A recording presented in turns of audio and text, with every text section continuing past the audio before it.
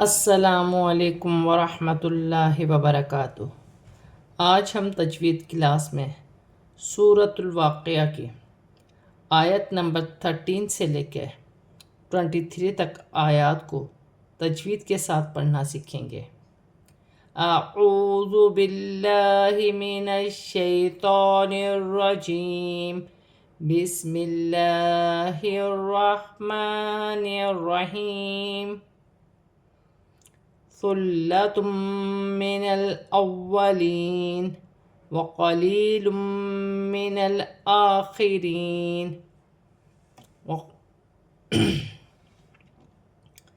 ثلۃ من الاولین وقلیل من الآخرین۔ ثلۃ من الاولین ثلۃ من الاولین وقلیل من الآخرین علی سرور موضونہ۔ لام مشدد ہے، لام کو ثا کے ساتھ ملا کر پڑھا جائے گا۔ ثا نرمی والا حرف ہے، دو پیش کی تنوین کے بعد میم مشدد آ رہی ہے۔ یہاں پہ ادغام مع الغنہ کا قاعدہ ہے کہ ملا کر بھی پڑھا جائے گا، غنے کے ساتھ بھی پڑھا جائے گا۔ نون کو لام کے ساتھ ملا کر پڑھا جائے گا، لام ساکن ہے۔ واو مشدد ہے، واو مشدد کو حمزہ کے ساتھ ملا کر پڑھا جائے گا، پھر اپنی حرکت کے ساتھ ملا کر پڑھا جائے گا۔ یا ساکن سے پہلے زیر یالین بنے گی، یا مدہ بنے گی، اسے ایک الف کی مقدار کھینچ کر پڑھا جائے گا، واو کی صورت میں زبر گر جائے گی اور نون ساکن ہو جائے گی۔ وقلیل، یا ساکن سے پہلے زیر ہے تو یا مدہ بنے گی، اسے ایک الف کی مقدار کھینچ کے پڑھا جائے گا۔ دو پیش کی تنوین کے بعد میم مشدد آ رہی ہے، یہاں پر ادغام مع الغنہ کا قاعدہ ہے، ملا کر بھی پڑھا جائے گا اور غنہ بھی کیا جائے گا۔ نون کو لام کے ساتھ ملا کر پڑھا جائے گا، لام ساکن ہے، حمزہ پر کھڑی زبر ہے، الف پر کھڑی زبر ہے، حمزہ بھی پڑھا جائے گا اور ایک الف کی مقدار کھینچ کے بھی پڑھا جائے گا۔ خا حروف حلقی میں سے ہے، یا ساکن سے پہلے زیر ہے تو یا مدہ بنے گی، واو کی صورت میں زبر گر جائے گی اور نون ساکن ہو جائے گی۔ لام پر کھڑی زبر ہے، ایک الف مقدار کھینچ کر پڑھا جائے گا۔ سرور موضونہ، دو زیر کی تنوین کے بعد میم مشدد آ رہی ہے، تنوین میں غنہ بھی کیا جائے گا اور ملا کر بھی پڑھا جائے گا۔ واو ساکن سے پہلے زبر ہے تو واو لین بنے گی، اسے کھینچا نہیں جائے گا۔ واو ساکن سے پہلے پیش ہے تو واو مدہ بنے گی، اسے ایک الف کی مقدار کھینچ کر پڑھا جائے گا۔ واو کی صورت میں دو زیر کی تنوین گر جائے گی اور تا ہا میں بدل جائے گی۔ متکئین علیہا متقابلین، یطوف علیہم ولدان مخلدون بأکواب وأباریق وکأس من معین، لا یصدعون عنہا ولا ینزفون۔ تا مشدد ہے، تا کو میم کے ساتھ ملا کر پڑھا جائے گا۔ کاف باریک ہے، یا ساکن سے پہلے زیر ہے تو یالین بنے گی، اسے ایک الف کی مقدار کھینچ کے پڑھا جائے گا۔ یا ساکن سے پہلے زبر ہے تو یالین بنے گی، اسے بھی ایک الف کی مقدار کھینچ کے پڑھا جائے گا۔ یا ساکن سے پہلے زیر ہے تو یا مدہ بنے گی، اسے ایک الف کی مقدار کھینچ کے پڑھا جائے گا۔ یا ساکن سے پہلے زبر ہے تو یالین بنے گی، اسے کھینچا نہیں جائے گا، یہاں پر الف مدہ ہے، اسے ایک الف کی مقدار کھینچ کے پڑھا جائے گا۔ قاف پر کھڑی زبر ہے، ایک الف کی مقدار کھینچ کے پڑھا جائے گا، قاف موٹی پڑھی جائے گی۔ یا ساکن سے پہلے زیر ہے تو یالین یا مدہ بنے گی، اسے ایک الف کی مقدار کھینچ کے پڑھا جائے گا، واو کی صورت میں زبر گر جائے گی اور نون ساکن ہو جائے گی۔ واو ساکن سے پہلے پیش ہے تو واو مدہ بنے گی، ایک الف کی مقدار کھینچ کے پڑھا جائے گا۔ یہاں پہ یا ساکن سے پہلے زبر ہے، یالین بنے گی، میم ساکن میں غنہ نہیں ہوگا۔ ولدان مخلدون، الف سے پہلے زبر ہے تو الف مدہ بنے گا، اسے ایک الف کی مقدار کھینچ کے پڑھا جائے گا۔ دو پیش کی تنوین کے بعد میم مشدد آ رہی ہے، یہاں پہ ادغام مع الغنہ بھی ہوگا اور ملا کر بھی پڑھا جائے گا اور غنہ بھی کیا جائے گا۔ خا حروف حلقی میں سے ہے، لام مشدد ہے، خا کو لام کے ساتھ ملا کر پڑھا جائے گا۔ واو ساکن سے پہلے پیش ہے تو واو مدہ بنے گی، اسے ایک الف کی مقدار کھینچ کے پڑھا جائے گا، واو کی صورت میں زبر گر جائے گی، نون ساکن ہو جائے گی۔ اور یہاں پر حمزہ کو کاف کے ساتھ ملا کر پڑھا جائے گا، جیسے بِأَكْوَابٍ، الف سے پہلے زبر ہے تو الف مدہ بنے گی، ایک الف کی مقدار کھینچ کر پڑھا جائے گا. دو زیر کی تنوین کے بعد واو مشدد آ رہی ہے تو یہاں پر تنوین میں غنہ بھی ہوگا، ملا کر بھی پڑھا جائے گا. یہاں الف مدہ ہے، ایک الف کی مقدار کھینچ کر پڑھا جائے گا. یا ساکن سے پہلے زیر ہے، اسے بھی ایک الف کی مقدار کھینچ کر پڑھا جائے گا.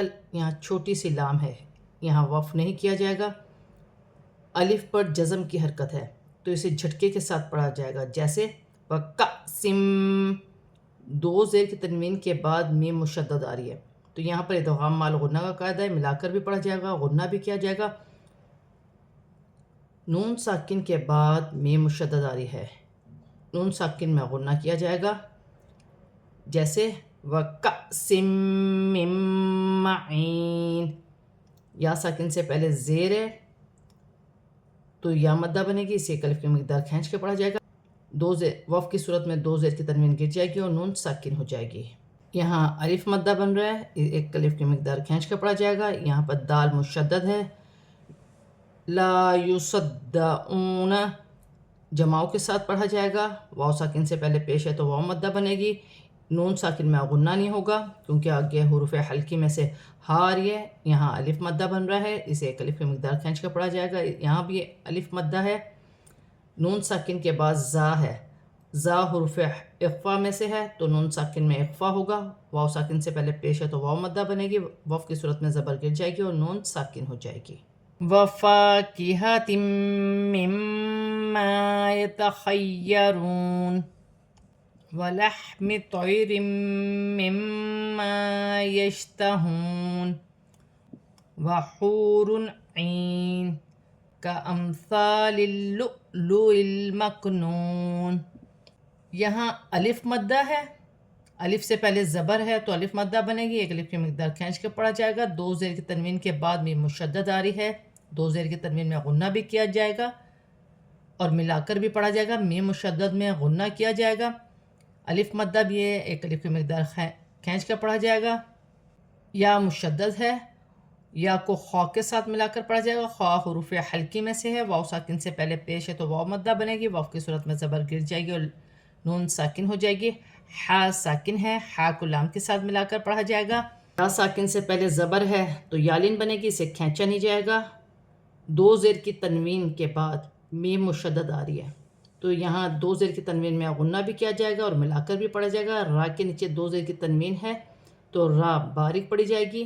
یہاں میم مشدد میں غنہ کیا جائے گا، مما، اور الف مدہ بھی بن رہا ہے. یہاں پر ایک الف کی مقدار کھینچ کر بھی پڑھا جائے گا. واو ساکن سے پہلے پیش ہے تو واو مدہ بنے گی، اسے ایک الف کی مقدار کھینچ کر پڑھا جائے گا، واو کی صورت میں زبر گر جائے گی اور نون ساکن ہو جائے گی.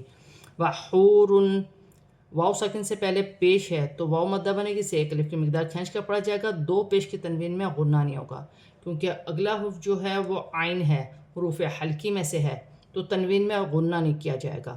یا ساکن سے پہلے زیر ہے تو یا مدہ بنے گی، اسے ایک الف کی مقدار کھینچ کر پڑھا جائے گا. دو پیش کی تنوین واو کی صورت میں گر جائے گی اور نون ساکن ہو جائے گی. یہاں میم ساکن ہے، میم ساکن کو حمزہ کے ساتھ ملا کر پڑھا جائے گا. کاف باریک ہے، یہاں پر الف مدہ بھی بن رہا ہے. اس کے پڑھنے کا طریقہ یہ ہے، اس کی ہجہ اس طریقے سے ہوگی: کاف زبر کا، حمزہ میم زبر ام، کا ام، ثا الف زبر ثا، کا ام ثا، لام لام زیر لل، کا امثال. اس الف کو لام کو پڑھا نہیں جائے گا. واو، دونوں واو خالی ہیں، ان دونوں واو کو پڑھا نہیں جائے گا. جو حرکت ہے وہ حمزہ پر ہے، حمزہ پر جزم کی حرکت ہے، اس حمزہ پر زیر کی حرکت ہے. حمزہ پر جب بھی جزم کی حرکت ہوگی تو حمزہ کو جھٹکے کے ساتھ پڑھا جائے گا، جیسے لام لام زیر لل، لام حمزہ پیش لو، کا امثال اللؤ، لام پیش لو، کا امثال اللؤلؤ، حمزہ لام زیر ال، کا امثال اللؤلؤ. میم کاف زبر مک، نون واو پیش نو، مکنو، نون زیر نی، مکنونی، وقفن، مکنون.